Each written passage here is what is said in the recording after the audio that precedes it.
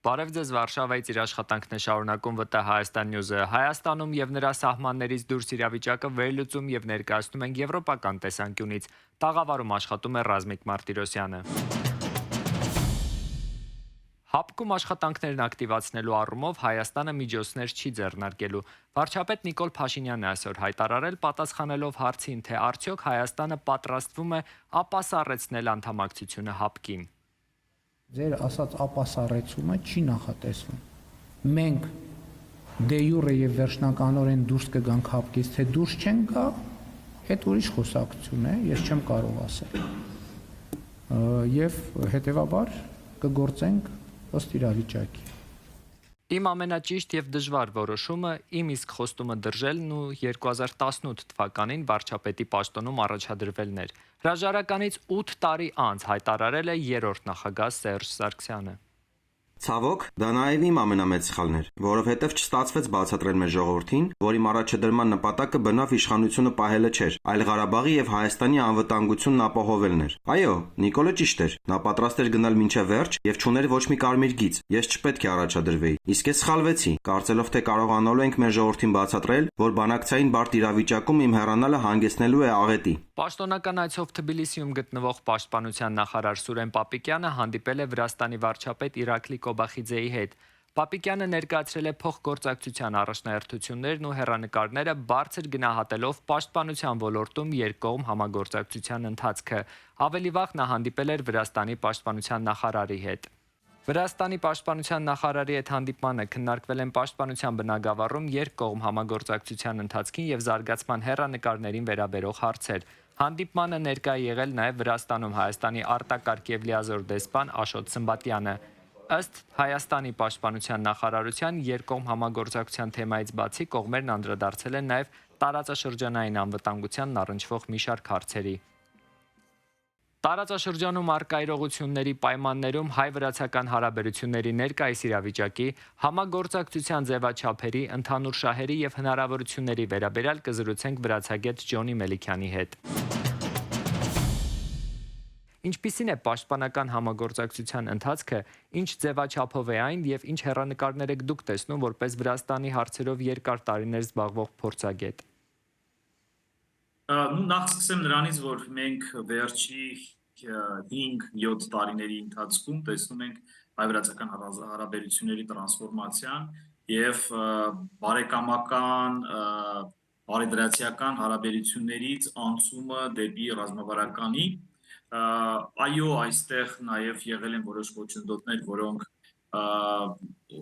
օբյեկտիվ են միգուցե եւ չեն վերաբերվում կոնկրետ Հայաստանին, Վրաստանում ներքին տարբեր գործընթացների ֆոնին, նույնիսկ 24 թվականին ռազմավարական հարաբերություններ հաստատող փաստաթղթի ստորագրելուց հետո մենք տեսնում ենք, որ միշտ չի, որ մենք ունենում ենք կամ մեր վրաց գործընկերները կամ Վրաստանի կառավարությունը ունենում է ժամանակ ակտիվ արտաքին քաղաքականության օրակարգում, նամանավանդ վերջի տարիների Արևմուտք-Վրաստան հարաբերությունների ֆոնին, բայց միևնույնն է հարաբերությունները զարգանում են, այդ դինամիկան դրական է եւ այդ ռազմավարական բնույթի վերափոխումը այսօր նաեւ ընդլայնում է մեր օրակարգում եղած բոլոր հարցերը եւ այս այցի շրջանակներում խոսվեց նրա մասին, որ արդեն պաշտպանական համագործակցության շրջանակներն են ընդլայնվում։ Տեսեք, այսպես ֆիքսենք, որ տարբեր տարիներում, նախորդ իշխանությունների ժամանակ դեռևս 2000-ականներից ձևավորվում էր մի մեխանիզմ համագործակցության, երբ որ տարվա ընթացքում, նամանավանդ վերջի 10-15 քանի տարիների ընթացքում, երբ որ տարվա ընթացքում այց էր տեղի ունենում եւ ստորագրվում էր համագործակցության պլանը, որի շրջանակներում մնացած ամիսների ընթացքում այդ տարվա կտրվածքով որոշ այդ պլանի շրջանակներում համագործակցությունը տեղի էր ունենում։ Այսօր արդեն մենք կարող ենք ասել, որ հստակ վերջի տարիներին ինստիտուցիոնալ հիմքի վրա է դրվել այս այցերը, հանդիպումները, շատ դեպքերում նաև կախված է նրանից, թե ով է Վրաստանում պաշտպանության նախարար, քանի որ մենք նաև, երբ որ ես խոսում եմ օբյեկտիվ պայմաններից, Հայաստանի մասով, հա, կարելի ասել, որ եղել են նախարարներ, որոնք այդքան ակտիվ չեն եղել, այսօրվա գործող նախարար Չիկովանին ինքը թե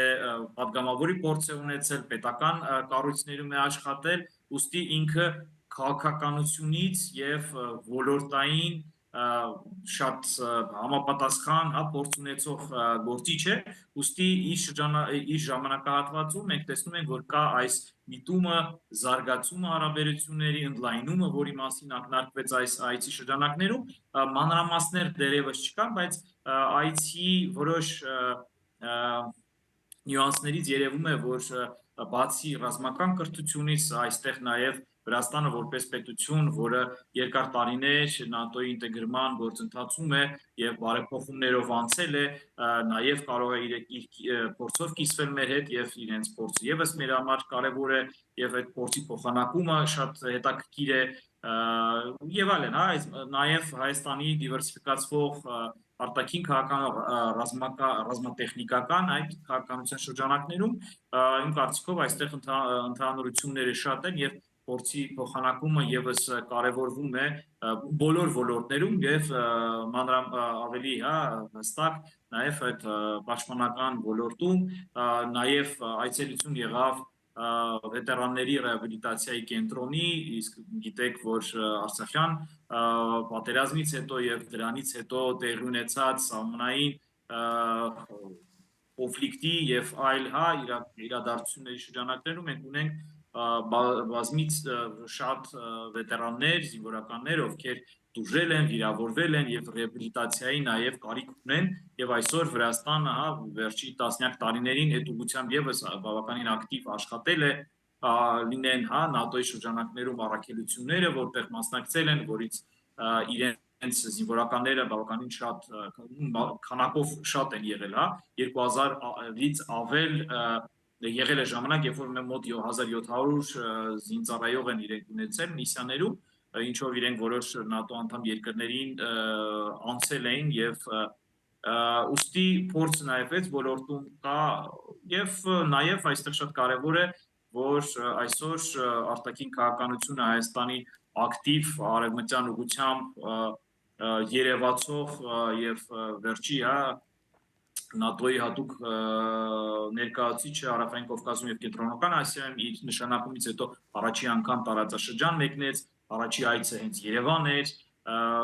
պարզ է, որ այցելելու է թե Բաքու, թե Թբիլիսի, բայց այստեղ շատ հստակ է, որ օրակարգերը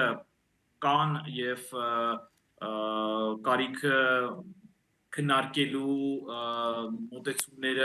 մոտեցումները ներկայացնելու եւ նաեւ տարածաշրջանային զարգացումների շուրջ քննարկումներ ունենալու հնարավորությունը եւ այսպիսի այցերը իրենք արդեն ավանդական են տարվա ընթացքում մի նախարարն է այցելում մյուսին, հետո պատասխան այց է տեղի ունենում եւ միշտ իրենք կրում են հիմնականում պաշտոնական բնույթ եւ չեն սահմանափակվում միայն նախարարների կամ գերատեսչությունների հանդիպումներով եւ բանակցություններով։ Եվրոպական ուղղության թեման շարունակելով, պարոն Մելիքյան, Նիկոլ Փաշինյանը Եվրախորհրդարանում հայտարարել էր, որ ակնկալում եւ պահանջում են, որ Եվրամիության եւ Վրաստանի միջև զարգանա կառուցողական գործընթաց եւ որ Վրաստանը Հայաստանի համար դեպի Եվրամիություն տանող ճանապարհ է։ Ինչ կերպ է Վրաստանում արկա իրավիճակն անդրադառնում Հայաստան-Եվրամիություն հարաբերությունների վրա։ Տեսեք, ուղիղ պետք չէ կապել, բայց նաեւ մենք պետք է նկատի ունենանք, որ թե ՆԱՏՕ-ն, թե Եվրամիությունը, թե այլ արտաքին խաղացողներ լինեն կառույց, թե խոշոր աշխարհաքաղաքական խաղացողներ, պետություններ, իրենք տարածաշրջանային քաղաքականություն են ունենում, իրենք կոնկրետ չեն առանձնացնում ինչ-որ մի պետության եւ փորձում են այդ պետության հետ հարաբերությունները զարգացնել։ Ուստի նկատի ունենալով, որ Եվրամիությունը ունի իր հարավկովկասյան քաղաքականությունը եւ դրա դրսևորումն է արևելյան գործընկերության ծրագիրը, որտեղ 3 տարածաշրջանի պետություններն էլ ներկայացված են, ուստի շատ ավելի տեսանելի եւ ավելի էֆեկտիվ է, որ տարածաշրջանում ավելի շատ երկրներ լինեն ակտիվ հարաբերություններ ունենան Եվրամիության հետ եւ ուստի այստեղ Վրաստանը, որ երկար տարիներ անդամակցության ուղղությամբ է շարժվել, այսօր ունենալով որոշ խնդիրներ Բրյուսելի հետ, բարելավի այդ հարաբերությունները, իմ կարծիքով Երևանը պատրաստ է թե կամուրջ լինել այս ամենում եւ Ստրասբուրգյան այդ հայտնի ուղերձը Վրաստանում եւս տարբեր ձևերով էր մեկնաբանվում ընդդիմությունը իր տեսանկյունից այս ամենը գնահատեց եւ մեկնաբանեց իշխանությունները իրենց մոտեցմամբ, բայց այստեղ հստակ է, որ Երևանը պաշտոնապես ցույց է տալի, որ իր շահերից է բխում Եվրոպայի հետ լավ հարաբերություններ ունեցող Վրաստան ունենալը հարևանությամբ կայուն զարգացող հարաբերություններ ունենալը ՆԱՏՕ-ի շրջանակներում տեսեք էտել է հետաքրքիր, որ կոշտ այն դիրքորոշումները կամ այդ մեղադրանքները, որոնք հնչում են Եվրոմիության նկատմամբ Վրաստանում, ՆԱՏՕ-ի հետ կապված գրեթե կամ չկան կամ շատ մեղմ են, ուստի այստեղ եւս, մենք տեսնում ենք, որ տարբեր մոտեցումներ կան եւ նույնիսկ արդեն որոշ եվրոպական երկրներից մենք որոշ բաներ ենք տեսնում, որ business as usual, ասենք արդեն համագործակցային հարաբերությունների հնարավորությունն է առաջ քաշվում, քանի որ վատ այս հարաբերությունները եւ խորացող այդ ճգնաժամ հարաբերություններում Թբիլիսի եւ Բրյուսելի միջև ոչ մի լավ բանի չի բերում, թե տարածաշրջանի համար, թե Վրաստանի համար, թե նաև Եվրոմիության այս տարածաշրջանում իրենց շահերի համար, ուստի ուշ թե շուտ այդ հարաբերությունները կվերականգնվեն, իսկ մեր տեսանկյունից Հայաստան եւ հարաբերությունների առնվազն, մենք երբ որ խոսում ենք Հայաստանի ընդհանուր դիվերսիֆիկացման արտաքին քաղաքականության, որի մեջ բացի քաղաքական նաև կա շատ կարևոր տնտեսական բաղադրիչը չունենալով ուղիղ սահման, փակ սահմաններ ունենալով շատ դժվար է եւ մեր սահմանը դեպի ԵՄ հենց Վրաստանն է, ուստի այս տեսանկյունից շատ կարևոր է, որ Վրաստանը եւս իր հերթին Եվրոմիության հետ իր պրոգրես ունենա եւ մենք որևէ խոչընդոտներ արհեստական կամ օբյեկտիվ, կամ սուբյեկտիվ խնդիրներ չլինեն եւ Հայաստանը կարողանա այդ դիվերսիֆիկացման քաղաքականությունը շարունակել եւ այստեղ շատ կարեւոր է, որ մենք տեսնենք այդ պրոգրեսը, որը միգուցե ոչ մոտ ապագայում մենք տեսնենք, այսպես ֆիքսենք։ Ձեր խոսքում իհարկե որոշակիորեն անդրադարձաք այս թեմային, բայց ընդհանուր առմամբ որ ոլորտներում են Հայաստանն ու Վրաստանն ավելի ինտենսիվ համագործակցում եւ ինչ հնարավորություններ կան։ Տեսեք, դե հիմնականում մեր հարաբերությունները իրենք առևտրատնտեսական հիմքի վրա են։ Երկու պետությունը նմանատիպ տնտեսություն ունեն։ Վրաստանը երկար տարիներ туриզմի ոլորտն է զարգացնում եւ նաեւ Հայաստանը ունի իր ուրույն տեղը եւ ներդրումը այս ոլորտում, քանի որ top 3-ի մեջ է մտնում տուրիստների թվով եւ իրենց ներդրումով Վրաստանի տնտեսության մեջ գումարայինով, ասենք երբ որ տարվա ընթացքում 1.5 միլիարդ եկամուտ է ֆիքսում Վրաստանի կառավարությունը, դրա մոտավորապես, ասենք 30-40%-ը հայաստանցի, Հայաստանի քաղաքացիներն են։ Ուստի այստեղ շատ կարևոր է, որ մենք այսօր փորձենք թե ենթակառուցվածքային նախագծերով, թե համատեղ նախագծերով, որոնք վերաբերվում են համատեղ տուրիստական փաթեթների, այդ չվերթների ճիշտ ստեղծման, որ մենք կարողանանք կիսենք տուրիստներով միմյանց հետ եւ նաեւ տարբեր ուղղություններով այդ աշխատանքները տարվեն, որ պարզ է մենք չենք կարող ակնկալել Վրաստանից լուրջ ներդրումներ մեր տնտեսության մեջ։ Ավելի շատ են ներդրումները Հայաստանից վրացական տնտեսության մեջ туриզմի ոլորտում, արտադրության, ասենք ինչ որ միջին փոքր գործարանների մասով կլինի, բայց ավելի ոնց որ այսպես ասենք, հետաքրքրությունը Հայաստանից դեպի Վրաստան ավելի շատ է, քան թե Վրաստանից դեպի Հայաստան։ Վերջի տարիներին կառավարությունը փորձում է ավելի հետաքրքրական լինի, ստեղծի հետաքրքրություն Վրաստանի քաղաքացիների մոտ, դրա համար մենք տարբեր երբ որ միջոցառումներ են միջազգային կազմակերպվում Հայաստանում, լինի ֆուտբոլային մատչեր կամ համատեղ նաև մատչեր ընդունելը Հայաստանում եւ Վրաստանում կամ համերգներ, մենք տեսնում ենք, որ որոշ հոսքեր գալիս են, ես իմ կարծիքով այդպիսի ծրագրերը պետք է շարունակվեն, որ մարդկային միջև, քաղաքացիների միջև կոնտակտները ընդլայնվեն եւ ավելի ճանաչելի դառնան, հա։ Վերջին տարիներին սկսած 18 թվականից կարող եմ ասեմ, որ հետևելով Վրաստանի լրահոսին, ես տեսնում եմ, որ հետաքրքրություն, որը նախկինում չկար, նամանավանդ այս վերջի տարիներին կա օրակարգում ինֆորմացիոն մենք կանք, բայց պետք է այդ ամենը ընդլայնել եւ այդ փափուկ ուժը տարածել, որ ապագայում ել ավելի չեզոքացվեն ռիսկերը, որոնք կարող են տեղի ունենալ եւ արտաքին գործոնի միջոցով փորձեն կիրառվեն Հայաստանի նկատմամբ։ Հայոց ցեղասպանության 111-րդ տարելիցի նախաշեմին ապրիլի 23-ին Երևանում անցկացվում է ամենամյա ջահերով երթը դեպի Ծիծեռնակաբերդի հուշահամալիր։ Այս տարի երթն անցկացվում է պայքարը շարունակվում է կարգախոսի ներքո, խորհրդանշելով հայ ժողովրդի անկոտրում կամքն ու արդարության համար մղվող աննահանջ պայքարը։ Այս տարի աննախադեպ թվով երիտասարդներ են գրանցվել ջահակիր լինելու համար։ Երթին մասնակցում է 1200-ից 1500 ջահակիր, իսկ երթի մյուս մասնակիցների համար նախատեսված է մոտ 10,000 կանթեղ։ Փախուստի մեջ գտնվող օլիգարխ եւ դեմոկրատական կուսակցության նախկին առաջնորդ Վլադիմիր Պլախոտնյուկը դատապարտվել է 19 տարվա ազատազրկման միլիարդի գողություն գործով։ Գործընկերներս մանրամասն անդրադարձել են թեմային։ Վլադիմիր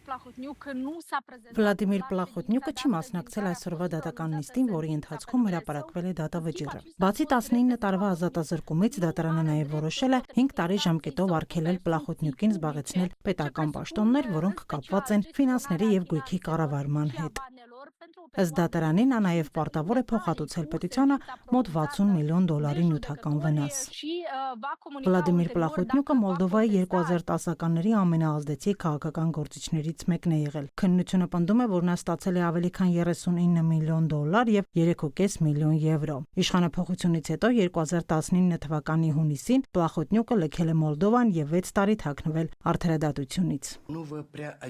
Շատ մի անհանգստացեք եւ մեծ ծրագրեր մի կազմեք, որովհետեւ ես ձեզ առանց հսկողության չեմ թողնի։ Նա ձերբակալվել է արտերկրում եւ 2025 թվականի սեպտեմբերի 25-ին արտահանձնվել է Քիշնև, որից հետո տեղափոխվել է նախնական կալանքի տակ։ Դատական գործընթացը տևել է մի քանի ամիս։ Այսօր Վլադիմիր Պլախոտնյուկը ճանաչվել է մեղավոր եւ դատապարտվել 19 տարվա ազատազրկման, չնայած դատախազության պահանջած ավելի խիստ պատժին։ Պլախոտնյուկը մերժում է մեղադրանքները, իսկ նրա պաշտպանությունը պահանջում է արդարացում։ Կիևը կստանա 90 միլիարդ եվրոյի վարկ 2026-2027 թվականներին։ Համաձայնեցվել է նաև պատժամիջոցների 20-րդ փաթեթը, հերթական քայլը, որը պետք է ուժեղացնի ճնշումը Մոսկվայի վրա։ Հունգարիան հանել էր իր վետոն, ինչն էլ հնարավորություն տվեց ընդունել որոշումը։ Ներքին ընթացակարգը դեսպանների կողմից մեկնարկել էր չորեքշաբթի եւ ավարտվել հինգշաբթի։ Առարկություններ չեն եղել եւ վերջին սպասվող կանոնակարգը, որը ԵՄ բյուջեում փոփոխություններ կատարելու համար պահանջում է միաձայնություն, հաստատվել է։ Ուկրաինայի նախագահ Զելենսկին հայտարարել է՝ կանեն ամեն ինչ, որ առաջին փաթեթը Ուկրաինայում լինի մայիս-հունիսին։ Այս թողարկման համար նախատեսել էինք այսքանը։ Հետևեք մեզ ՎՏՀ Հայաստան Նյուզի Facebook-յան եւ YouTube-յան հարթակներում, որպեսզի բաց չթողնեք օրվա կարևոր նորությունները։